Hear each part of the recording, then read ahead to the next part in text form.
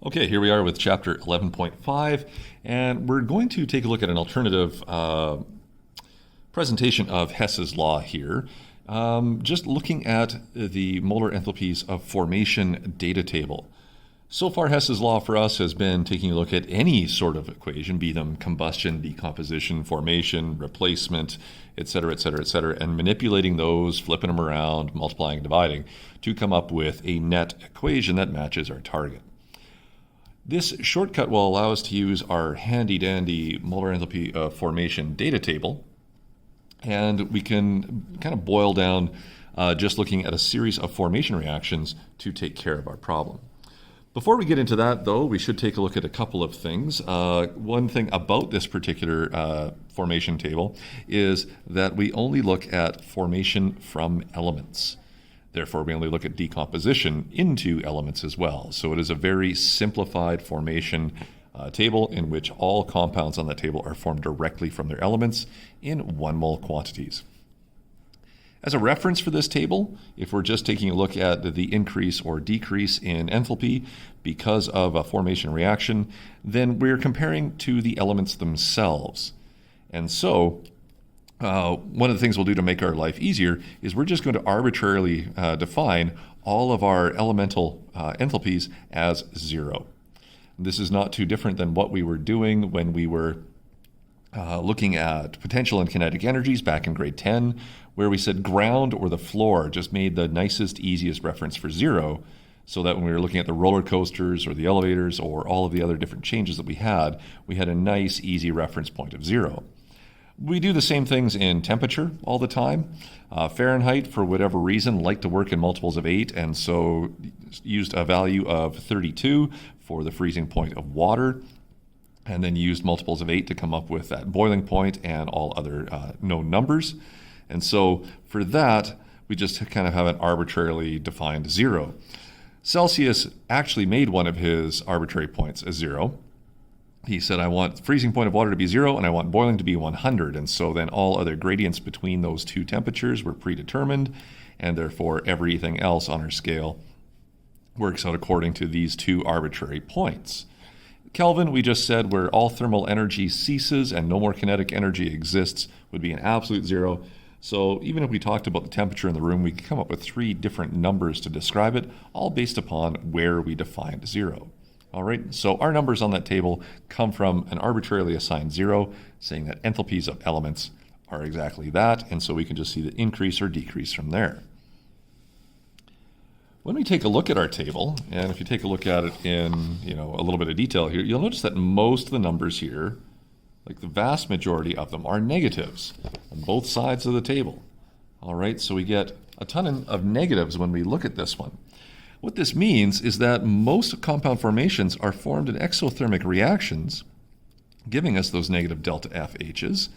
And so most compounds that we have are much more stable in their compound form rather than existing as individual elements or atoms. So this means that there's an energy benefit to existing as a compound. Most of our compounds exist in a lower energy state than they did as their individual elements. This relates to something you guys will read in your textbook known as thermal stability. And thermal stability is simply this. It's a compound's resistance to heating or the thermal decomposition of this. All right, it's just kind of a one-off definition that we kind of throw in here relative to all of these formations. And so what this does is we can answer questions about which compounds are more resistant to thermal breakdown just by looking at their formation enthalpies. The bigger the negative that we get in a formation enthalpy also means the greater the positive or input energy for a decomposition. So this would take, if I want to decompose tin 4 oxide, about 580 kilojoules to decompose a mole. However, tin 2 oxide takes about half that in order to be able to decompose. So we can interpret which ones are most likely to resist a thermal breakdown just by looking at the magnitude of the delta FH, or if you like, switch the sign and look at the input delta DH for decomposition. Okay, so just a simple definition there. So when we take a look at these, we have all sorts of different numbers on this page.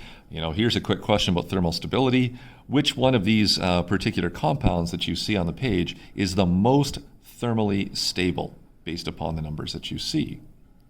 Well, thermal stability would, of course, relate to the larger negative values for formation because of equal and opposite nature for decomp.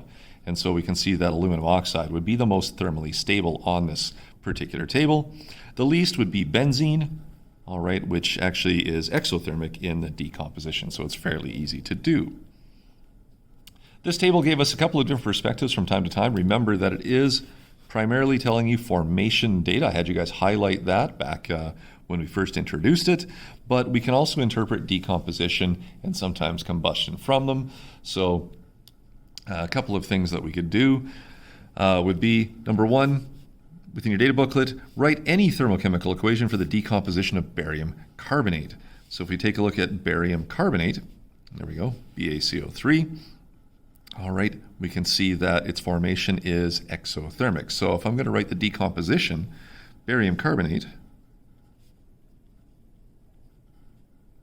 which is a fairly stable ionic solid, is going to require that 1213 kilojoules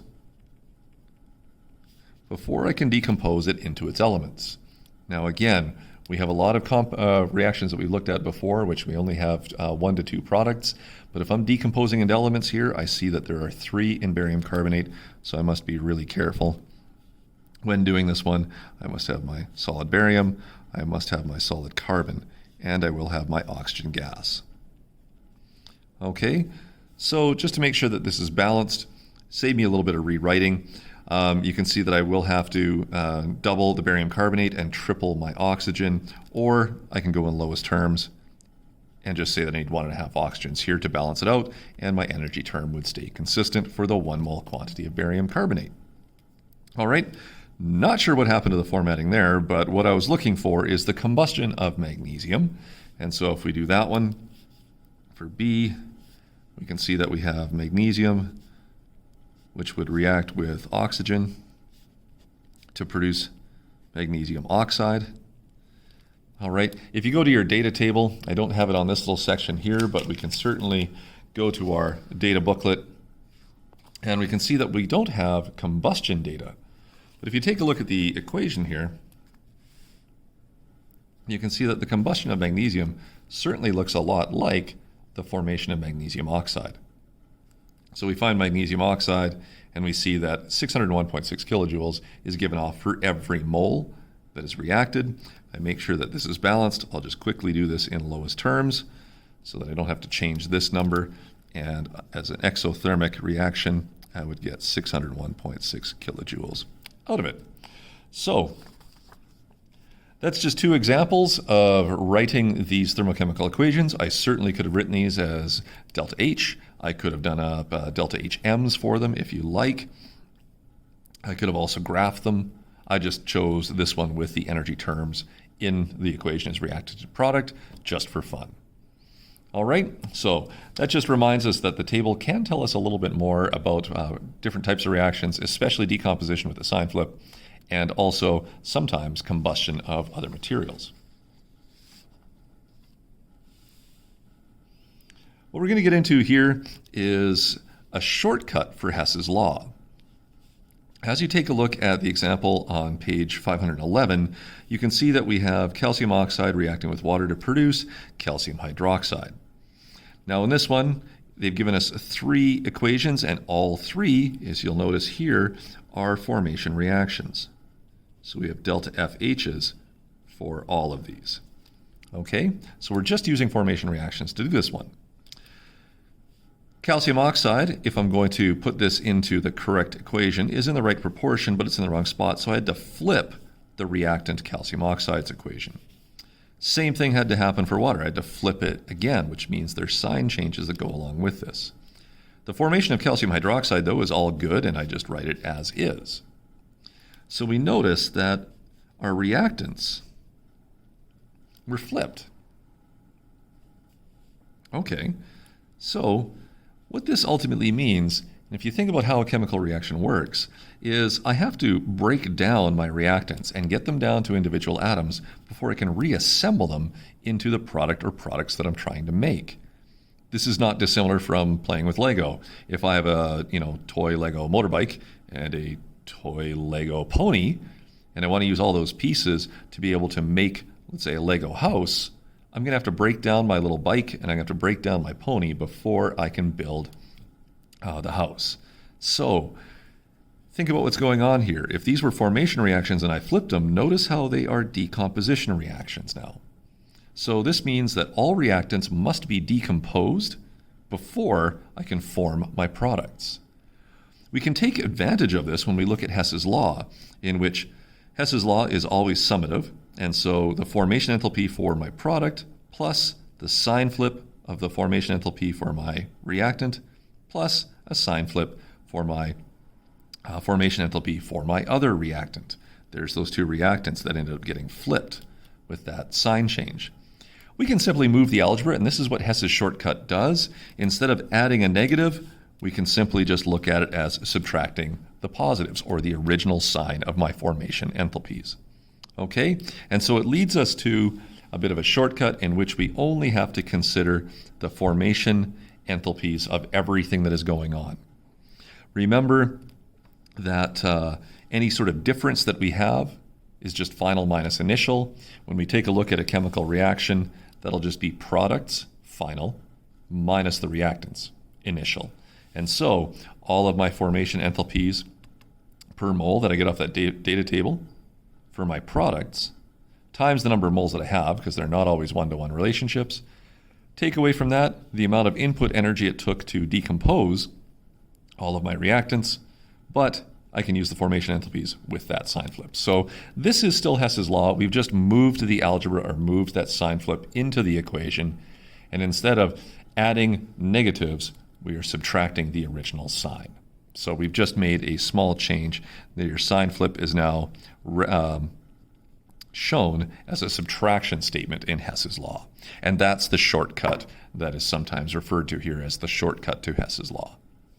All right, in the next video, I will go through some of the examples here and a couple of issues that we have to consider when we start taking a look at our combustion reactions. All right, so we'll see you in lesson 2 for 11.5.